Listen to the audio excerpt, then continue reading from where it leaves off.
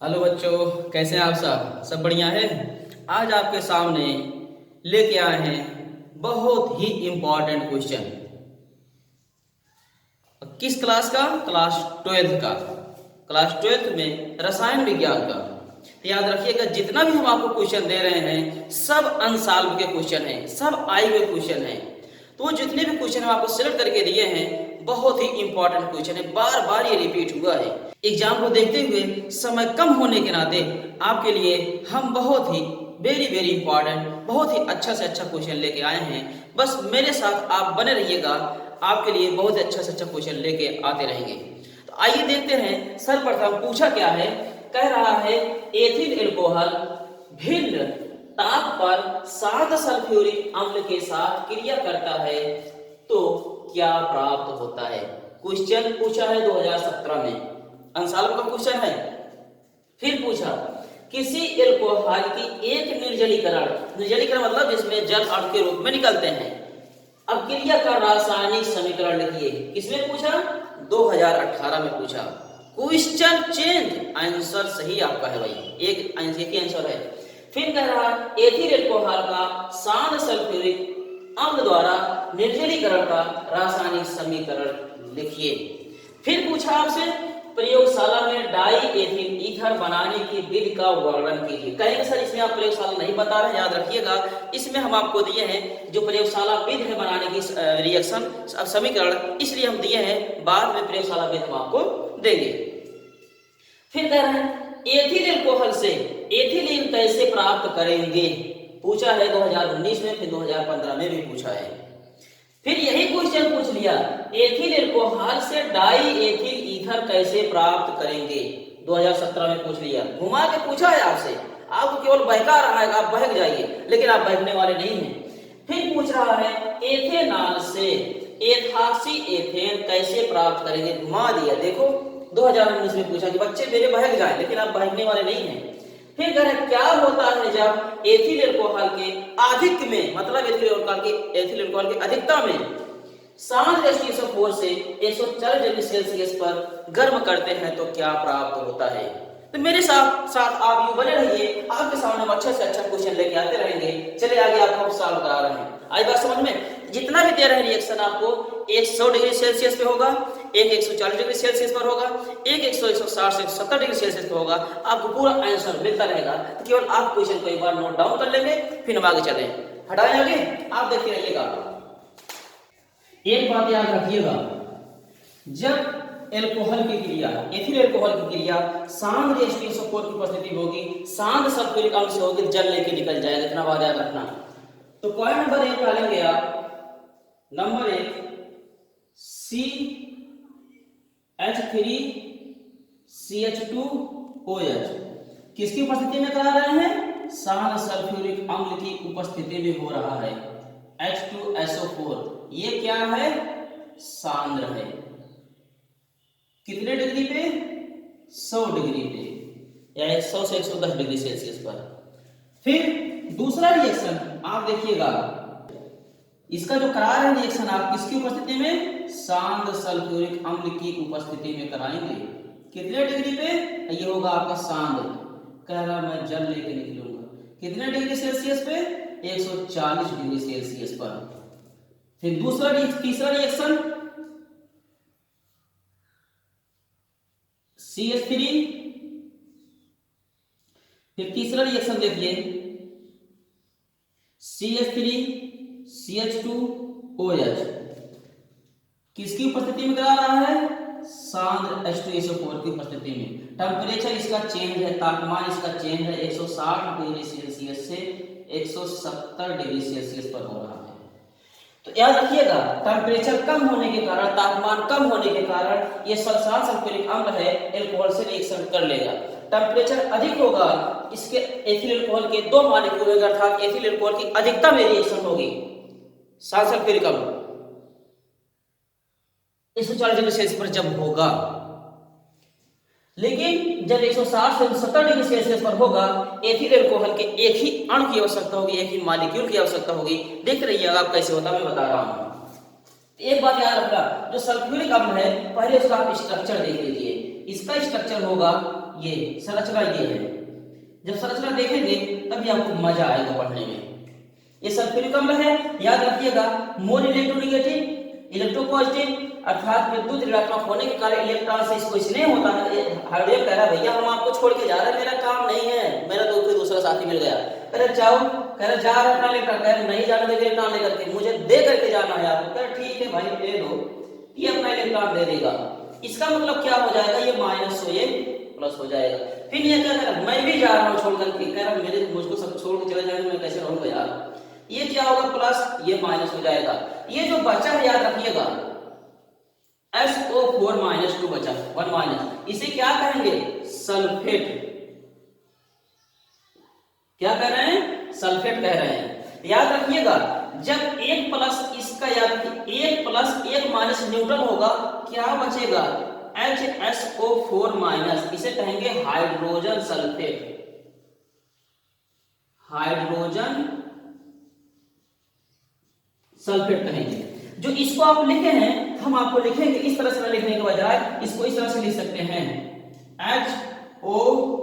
HOSO3, हम इस तरह से लिखेंगे तो कंफ्यूजन मत होइएगा। अब हम इतना लिखेंगे, इतना मतलब ये हाइड्रोजन सल्फेट होगा, कंफ्यूजन मत होना। आगे चलें, अब अगर इससे रिएक्शन करेंगे जल अणु के रूप में निकल जाएंगे, अर्थात जल का निकलना निर्जलीकरण कहलाता है अणु के रूप में। याद रखिएगा निर्जलीकरण पूछा रिएक्शन आपसे, तो ये क्या हो रहा है, इसको इस तरह से ना लिखने के बजाय आपको सुविधाजनक हो आपको समझाने के लिए इस तरह से लिख रहे हैं HSO3H। अब इसका मतलब ये क्या होगा, मोल इलेक्ट्रोनेगेटिव होने के कारण, अधिक विद्युत ऋणात्मक होने के कारण ये इलेक्ट्रॉन लेके निकल जाएगा। ये क्या बनेगा, ये बनेगा प्लस माइनस, बस बट मैकेनिज्म में ऐसा नहीं याद रखिए, मैं समझाने के लिए कह रहे हैं। अब ये इसका OH इसका H क्या बना रहे हैं भैया, है H2O बना रहे, जल बना ले रहे हैं। इसका मतलब C2H5 बचा, इसका क्या हुआ तात्पर CH3CH2। अब ये क्या होगा, ये जाके जुड़ जाएगा बेचारा, ये माइनस ये प्लस ये जाके जुड़ जाएगा। फिर मतलब समझाने के लिए बता, यहाँ मैकेनिज्म में प्लस माइनस नहीं बनेगा। अब ये क्या CH3CH2, यहाँ पर OSO3H हो गया। कहें सर नाम कैसे लिखेंगे, भैया नाम लिखेंगे, इसका नाम होगा C2H5, क्या कहेंगे एथिल कहेंगे। आइए क्या अभी बताया था हाइड्रोजन सल्फेट कहेंगे, इसका नाम हो गया एथिल हाइड्रोजन सल्फेट। प्राप्त हो गया ना, जल निकल गया। अब आइए इसको ऐसे भी लिख सकते हैं C2H5OH प्लस H2SO4, ये आपको आपके बुक में लिखा मिलेगा। इसका नाम हो जाएगा, जल निकल जाएगा, बनेगा C2H5OSO3H, जल निकल गया। फिर क्या कह रहा है, जब शांत सल्फ्यूरिक अम्ल के लिए 140 डिग्री सेल्सियस पर होगी, एथिल अल्कोहल के 2 मॉलिक्यूल की आवश्यकता होगी। जब 2 मॉलिक्यूल की आवश्यकता होगी, इस कंडीशन पे इसका एक मॉलिक्यूल और होगा CH3CH2OH, 2 मॉलिक्यूल हो गए, अर्थात अल्कोहल की अधिकता में होगी एथिल अल्कोहल की। आपको रिएक्शन ये क्वेश्चन था, एथिल अल्कोहल की अधिकता में 140 डिग्री सेल्सियस पर कराया जाता है, निर्जलीकरण होता है तो क्या प्राप्त होता है। इसका मतलब इसकी अधिकता होगी, 2 मॉलिक्यूल होंगे, चाहे इसका OH ले लेंगे चाहे इसका H, चाहे इसका OH चाहे इसका H लेंगे, ये दोनों क्या बनाएंगे, जल बनाएंगे। जल मतलब भैया H2O बनाएंगे। अब देखिएगा इसका मतलब CH3CH2 ये हुआ। अब क्या CH3CH2O,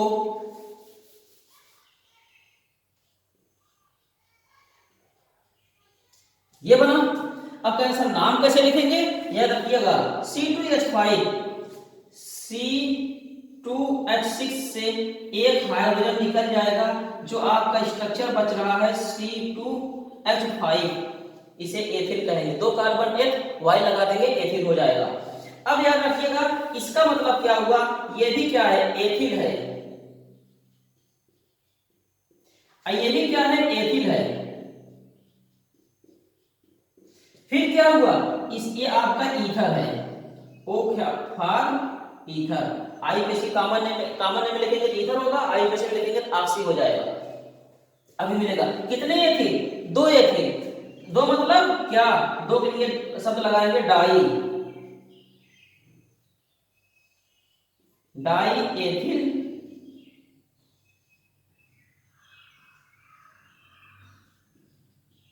ईथर, ये बन गया।